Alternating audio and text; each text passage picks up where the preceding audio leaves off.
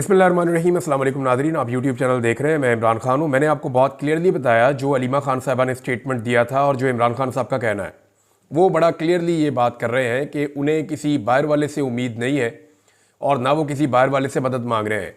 हाँ, ये ज़रूर है कि पूरी पाकिस्तान तहरीक इंसाफ या ओवरसीज़ पाकिस्तानी ये चाहते हैं कि अमरीका, बरतानिया, मगरबी ममालिक, मशरक़ी ममालिक, जहाँ जहाँ पे भी उनकी आवाज़ जा सकती है, वो पाकिस्तान में होने वाली इंसानी हकूक़ की खिलाफ वर्जियों को उजागर करें, पाकिस्तान की हुकूमत के ऊपर दबाव डालें कि वो इंसानी हकूक़ की खिलाफ वर्जियाँ बंद करे, आज़ादी इज़हार राय दे, लोगों को उनका जमहूरी हक़ दे और मैंडेट का एहतराम किया जाए। जिन लोगों के साथ नाइंसाफ़ियाँ और जुल्म हो रहा है वो जुल्म रोका जाए और उनको इंसाफ फराम किया जाए।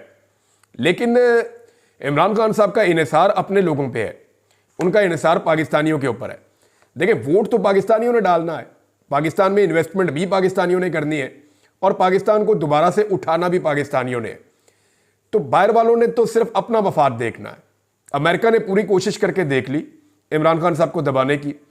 हम सब जानते हैं, ये कोई छुपी हुई बात नहीं है कि किस तरीके से एक साइफर आया और उसके अंदर हकायक मौजूद थे कि इमरान खान साहब की हुकूमत गिराने का बंदोबस्त किया गया था कि अगर इमरान खान की हुकूमत गिरा दी तो ठीक है, फिर आपको माफ़ कर देंगे। अगर इमरान खान की हुकूमत ना गिरी इस अदम एतमाद के नतीजे में, तो फिर आपको इसका खुमियाजा भुगतना पड़ेगा। ये बड़ी खुली धमकी थी जो डोनाल्ड लू ने दी थी। उसके बाद देखा हमने पाकिस्तान में कैसे रिजीम चेंज हो गया और इमरान खान साहब की हुकूमत रातों रात गिरा दी गई। अदालतें खुल गई, कंटेनर्स पहुंच गए, कैदियों वाली गाड़ियां पहुंच गई, इमरान खान साहब के MNAs को उठा लिया गया, किस तरीके से पूरा निज़ाम हरकत में आ गया था, ये हम सारे जानते हैं। जब इमरान खान साहब ने कहा था कि कोई रह तो नहीं गया इस मुल्क में जो मेरे खिलाफ ना हो, तो वाकई पूरा निज़ाम जो है वो अमरीकी इशारे के बाद या उनके आशीर्वाद के बाद जितने भी पाकिस्तान के अंदर लोग इमरान खान के खिलाफ थे वो मुतहर्रिक हो गए थे। और अमरीका को इमरान खान के खिलाफ कोई ज़ाती तौर पे नहीं था, कोई पहले से उनको इमरान खान से प्रॉब्लम नहीं थी, उसके लिए भी बाकायदा पैसा खर्च किया गया था।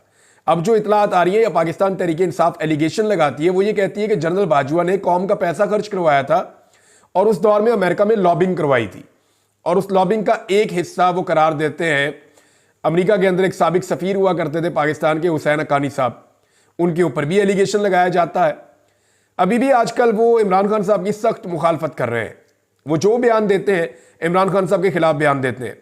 लेकिन अमेरिका ने इसके ऊपर बहुत मट्टी डाली, बड़ी कोशिश की, लेकिन उनको आइडिया हो गया कि पाकिस्तान के लोग तो इमरान खान के साथ खड़े हैं, हमारी असेसमेंट गलत थी, जो लॉबिंग की गई वो गलत थी, पाकिस्तान के अवाम से दुश्मनी नहीं लेनी चाहिए और पाकिस्तान के अवाम के अंदर अमेरिका की इज्जत खत्म हो गई है। जो कुछ भी उन्होंने पाकिस्तान के अंदर रजीम चेंज ऑपरेशन की सूरत में खामोश रहकर किया, तो अब अमेरिकी पॉलिसी बदल रही है। यानी अमेरिकन ने भी इमरान खान की इस्तकामत के सामने घुटने टेक दिए हैं। इसको अब बहुत सारे लोग कहेंगे जी देखो जी अमेरिका आ गया इमरान खान की मदद में। अमेरिका इमरान खान की मदद में नहीं आया, वो जो उन्होंने गंद मारा है अब वो चाहते हैं कि वो गंद मजीद ना फैले। उन्हें आइडिया हो गया कि उनसे ब्लंडर हो गया और उन्होंने एक ऐसे आदमी को निकालने की कोशिश की जो अवाम के दिलों में धड़कता है। लिहाजा अब वो उनके सामने आ गई चीज़ और अब वो पीछे हट रहे हैं, डिफेंसिव हो गए हैं। लिहाजा अमेरिका के अंदर से आवाज़ें उठना शुरू हो गई इंसानी हकूक़ के हवाले से। इमरान खान साहब के ऊपर जो जो जुल्म हुआ उस हवाले से अब अमेरिका से आवाज़ें उठ रही हैं, बरतानिया से आवाज़ें उठ रही हैं, यूरोप से आवाज़ें उठ रही हैं, नॉर्वे, स्पेन से आवाज़ें उठ रही हैं, ऑस्ट्रेलिया से आवाज़ें उठ रही हैं। पूरी दुनिया में पाकिस्तानी बोल रहे हैं इस बारे में कि इमरान खान के साथ जुल्म हो रहा है। और ना सिर्फ पाकिस्तानी बोल रहे हैं बल्कि पाकिस्तानी जहां जहां रहते हैं वो मुल्क भी ऑफिशियली बोल रहे हैं। 62 अमेरिकी कांग्रेसमैन ने एक लेटर लिखा अपने प्रेसिडेंट को और वो मैंने आपको बताया कि वो क्या है। पाकिस्तान के ऊपर उसका बड़ा गहरा इंपैक्ट आया, बड़ा खौफनाक इंपैक्ट आया। अब बरतानिया में भी ऐसी कार्रवाई हो रही है। मजीद अमेरिकी सेनेटर्स लिख रहे हैं अपने प्रेसिडेंट को कि इमरान खान साहब के मामले में गलत हो गया है, इसको दुरुस्त किया जाए। बहरहाल ज़ुल्मे खलीलदाद इस खित्ते के हवाले से बड़ी अहम शख्सियत है और अमेरिका के लिए इनकी बड़ी खिदमात है। तो ज़ुल्मे खलीलदाद का जो स्टेटमेंट आया वो आपको और ज़्यादा क्लैरिटी देता है कि इस वक्त अमेरिका को 4 कदम और पीछे हटना पड़ेगा इमरान खान के मामले में। उन्होंने जो ट्वीट किया ना, ये मुस्तकबिल का पूरा मंजरनामा बयान कर रहा है। ज़ुल्मे खलीलदाद को वो बात समझ आ रही है जो पाकिस्तानियों को समझ नहीं आ रही, पाकिस्तानियों को भी समझ आ रही है। देखें, पाकिस्तान का हर आदमी समझता है कि इमरान खान के साथ इस वक्त पाकिस्तान का मुस्तकबिल वाबस्ता है। पाकिस्तान के सियासतदान समझते हैं कि जब तक इमरान खान का मैंडेट उसको वापस नहीं करेंगे पाकिस्तान में सियासी तौर पर इस्तेहकाम नहीं आएगा। प्रॉब्लम पाकिस्तान की एस्टेब्लिशमेंट का है। और एस्टेब्लिशमेंट में बैठे हुए बड़े लोगों का है। उनका प्रॉब्लम यह है कि उन्हें लगता है कि इमरान खान के साथ हमने इतनी बड़ी बड़ी ज्यादतियां कर दी हैं कि अगर इस आदमी को मौका मिलेगा तो ये हमें पीस कर रख देगा। उन्हें यह लगता है कि इमरान खान साहब जो है वो उनकी तरह का आदमी है और वो पाकिस्तान को नहीं देखेगा बल्कि वो अपना बदला ले लेगा उनसे। अब वो इमरान खान से डरे हुए हैं, इमरान खान से खौफजदा हैं। आपने देखा कि मैंने 2-4 दफा ऐसे मूवीज में देखा कि अगर कोई शेर को पकड़ ले और जकड़ ले ऊपर से 2-4 लोग मिलकर, तो वो डर के मारे छोड़ भी नहीं हो। उन्हें लगता है कि टाइगर को हमने छोड़ा तो ये हमें खा जाएगा, ये नहीं छोड़ भी नहीं सकते और चीखें भी मार रहे हैं। तो इमरान खान को पकड़ने वाले पकड़ के तो खड़े हैं और पकड़ पकड़ के थक गए हैं, लेकिन उन्हें यह आइडिया कि जिस वक्त हम इन्हें छोड़ेंगे तो ये बजाय भागने के ये वापस मुड़ के हमला करेगा।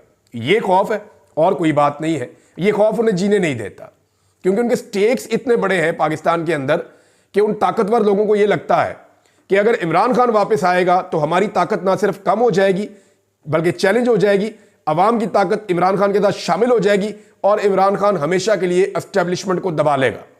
और फिर एस्टेब्लिशमेंट ने जो पाकिस्तान के ऊपर लंबे अरसे तक रूल किया है, ताकत के बलबूते पे हुक्मरानी की है, वो हुक्मरानी वैसे नहीं रहेगी।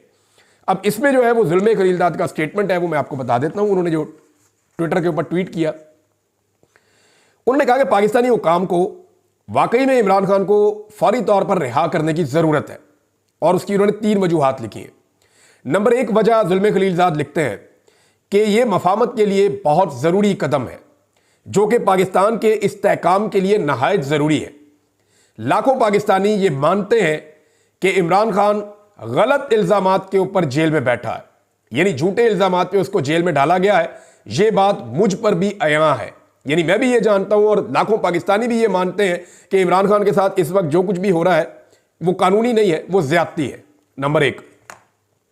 और पाकिस्तान में इस्तेहकाम के लिए जरूरी है कि इमरान खान बाहर आए, ये 1 नंबर है। नंबर 2 वो ये कह रहे हैं कि जब इस्तेहकाम आएगा पाकिस्तान में तो फिर उसके बाद पाकिस्तान की मईशत को तकवीयत मिलेगी। और इस वक्त पाकिस्तानी भी और गैर मुल्की भी दोनों पाकिस्तान में सरमायाकारी करने से गुरेज कर रहे हैं क्योंकि पाकिस्तान में इस्तेहकाम नहीं है। यह दूसरा नुकता है कि इमरान खान को छोड़ोगे तो इस्तेहकाम आएगा तो सरमायाकारी आएगी, पैसा पाकिस्तान में आएगा। नंबर 3 नुकता उन्होंने उठाया कि इससे पाकिस्तान के अमेरिका के साथ ताल्लुकात भी बेहतर हो सकते हैं। अच्छा, उसकी वजह वो ये बता रहा है कि अभी तो बेहतर नहीं हो सकते। जो बाइडन इमरान खान से उतने खुश नहीं है, हालांकि उन्हें यह आइडिया हो गया है कि इमरान खान के साथ बदतरीन ज्यादती के बावजूद इमरान खान को तोड़ा नहीं जा सका। वो आज भी अपने पूरे कद के साथ खड़ा है और आज इवन जो बाइडन के अपनी पार्टी के लोग जो बाइडन को लिखकर कह रहे हैं कि नहीं, इमरान खान के साथ ज्यादती हो रही है, इसको रोका जाए। बहरहाल ये जो तीसरा नुकता है उन्होंने जो ताल्लुकात के हवाले से बात की, वो ये बात है कि खास तौर पर अगर डोनाल्ड ट्रंप जो इमरान खान का दोस्त है अगले हफ्ते होने वाले इंतखाबात में जीत जाता है तो ये पाकिस्तान के लिए अमेरिका के साथ ताल्लुकात में एक बड़ा अहम पॉइंट होगा। बहरहाल ये अमेरिकी पॉइंट ऑफ व्यू है और उनके नुक्ता नज़र से है। पाकिस्तानियों ने अपने नुक्ता नज़र से देखना है कि वो क्या सोच रहे हैं इसके बारे में। भारत एक और खबर है जी, पाकिस्तान के अंदर PIA की निजकारी, बड़े बड़े दावे किए गए। निजकारी का वजीर जो है उसने बड़े दावे किए, हुकूमत ने बड़े दावे किए, जी अरबों रुपया आ जाएगा, बड़ी बड़ी इन्वेस्टमेंट्स आ रही हैं, हमें बहुत बड़े बड़े बिडर्स मिल गए हैं, हमें बड़े बड़े पार्टनर्स मिल गए हैं, हुकूमत को ज़मीन आसमान के कलाबे मिला दिए। फिर कभी कहा जी 20 अरब डॉलर की सरमायाकारी सऊदी अरब ला रहा है, 25 अरब डॉलर की सरमायाकारी फ्रांस से आ रही है, UAE और कतर बहुत बड़ी सरमायाकारी लेकर आ रहे हैं, चीन जो है पता नहीं अपना मंसूबा बढ़ा के कितने अरब डॉलर और लेकर आ रहा है। ये सारी कहानियां सुना के निकला क्या? छान बुरा। चंद मिलियन की सरमायाकारी भी होती है ना, वहां पे शहबाज शरीफ साहब खुद खड़े होकर MOU साइन करवा रहे होते हैं।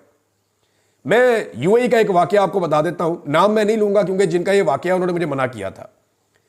ये UAE में गए पाकिस्तानी गवर्नमेंट और एक छोटा ताजर है, यानी बहुत बड़ी सरमायाकारी उन्होंने नहीं की, वैसे तो वो बहुत बड़ा बिजनेस ग्रुप है उनका, लेकिन कराची में उन्होंने एक छोटी सी सरमायाकारी की हुई थी, बिल्कुल छोटी सी।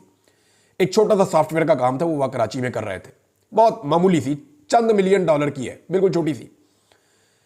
तो उसमें उनको जनाब कॉल किया गया और उन्हें कहा गया जी कि सूटेड बूटेड किस्म के 2-4 बंदे ले आए, कोई अरबी दिखने वाले बंदे वहां पे होने चाहिए, तो आपने ना बस शहबाज शरीफ साहब के सामने बैठ के तो वो MOU साइन कर देना।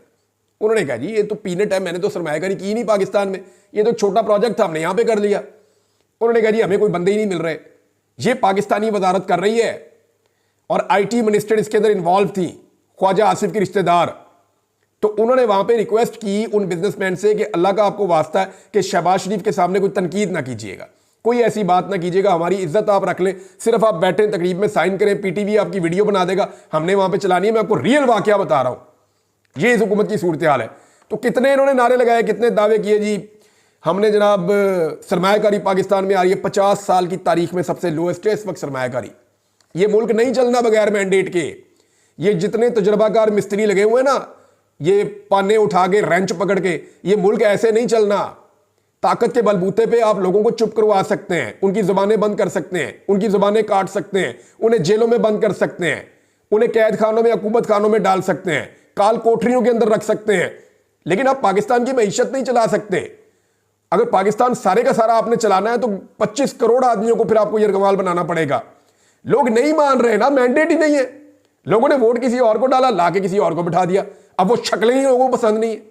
लोग कहते हैं ये तो वो लोग ही नहीं, हमें जानते ही नहीं है, इनको कहां से लाके आपने बिठा दिया।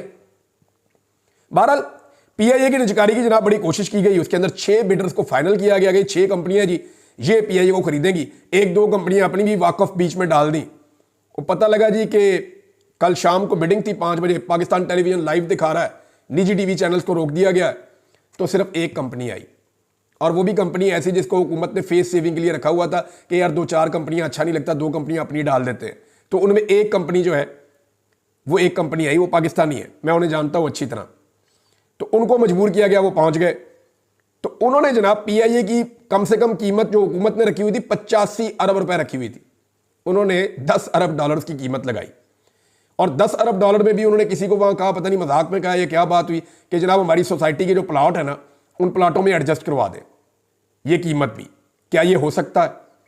अब ये वहां पे रिपोर्ट हुई है चीज। मामला ये है कि 10 अरब डॉलर पीआईए के मिल रहे हैं, यानी ओने पोने भी कोई खरीदने को तैयार नहीं है।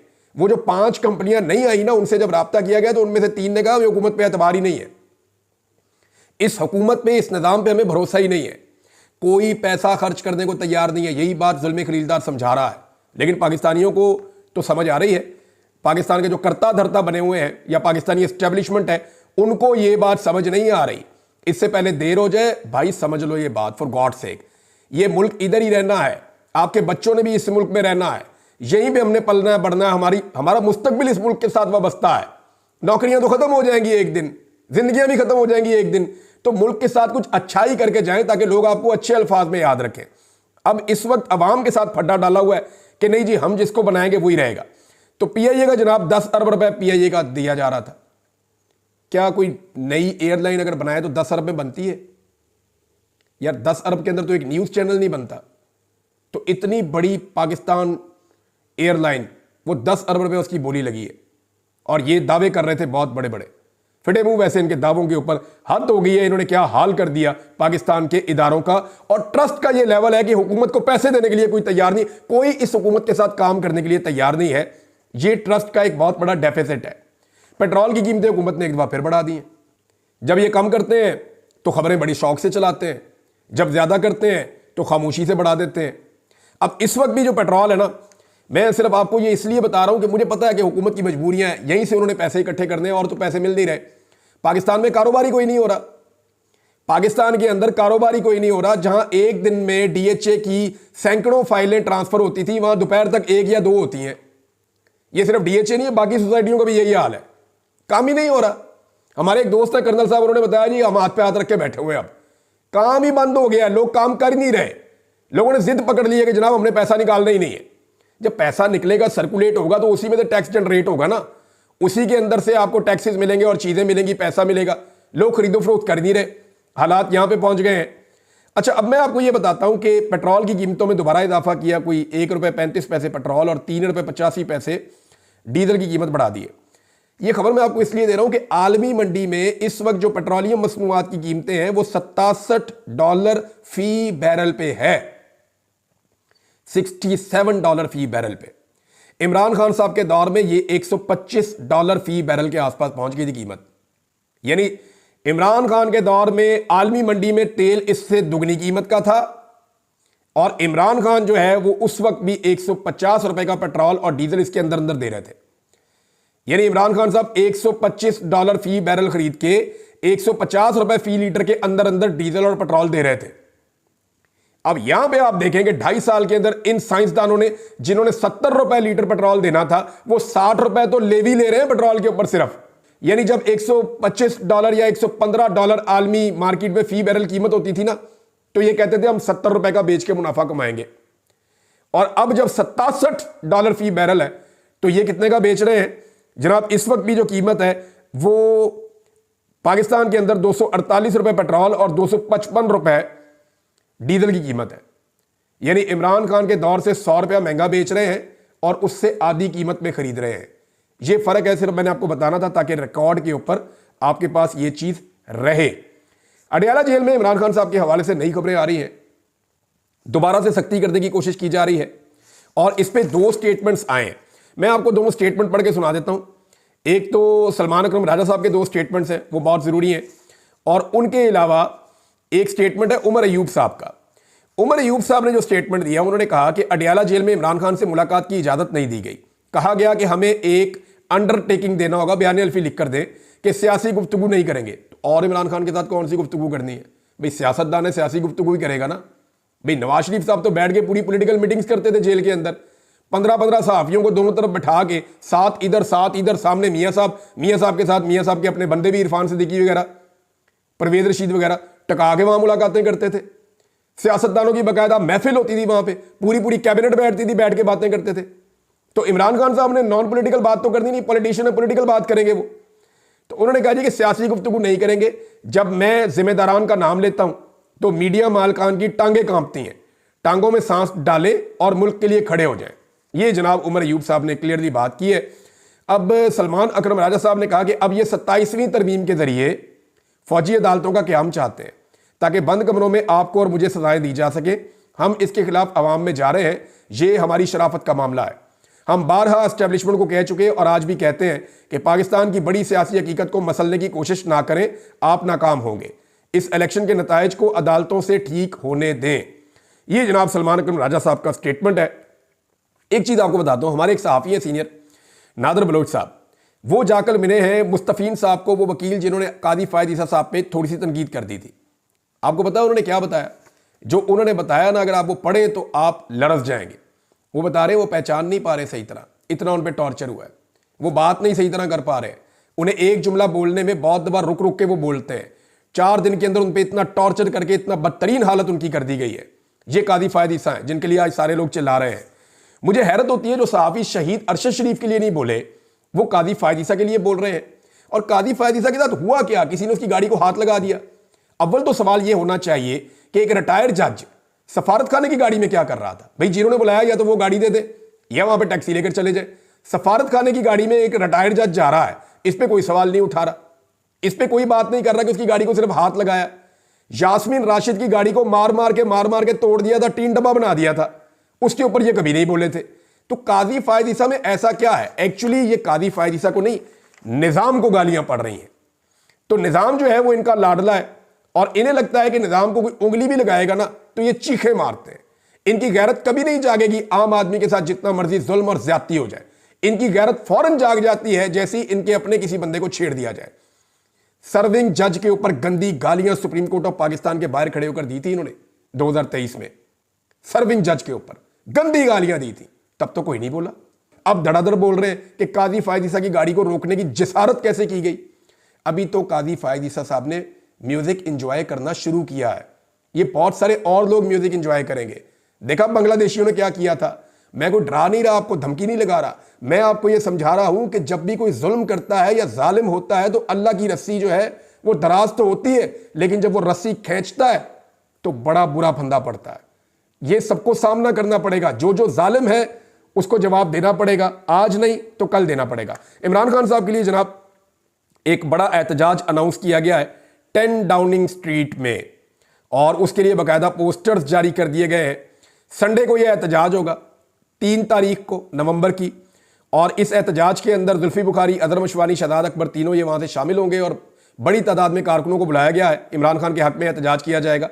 कासिम सूरी, शहबाज गिल जो है वो अमेरिका से स्पेशली इसके लिए आ गए हैं, और आलिया हमजा साहिबा जिनका एक बहुत बड़ा नाम है पाकिस्तान तहरीक इंसाफ में, बड़ी इन्होंने कुर्बानी दी है, ये भी स्पेशली इस एहतजाज के अंदर शिरकत करेंगी क्योंकि पोस्टेड में इनका चेहरा मौजूद है। तो देखते हैं कि बरतानिया में होने वाला ये एहतजाज कितना इंपैक्टफुल होता है। अब तक के लिए इतना ही। अपना ख्याल रखिएगा, अपने इस चैनल का भी। अल्लाह हाफिज़।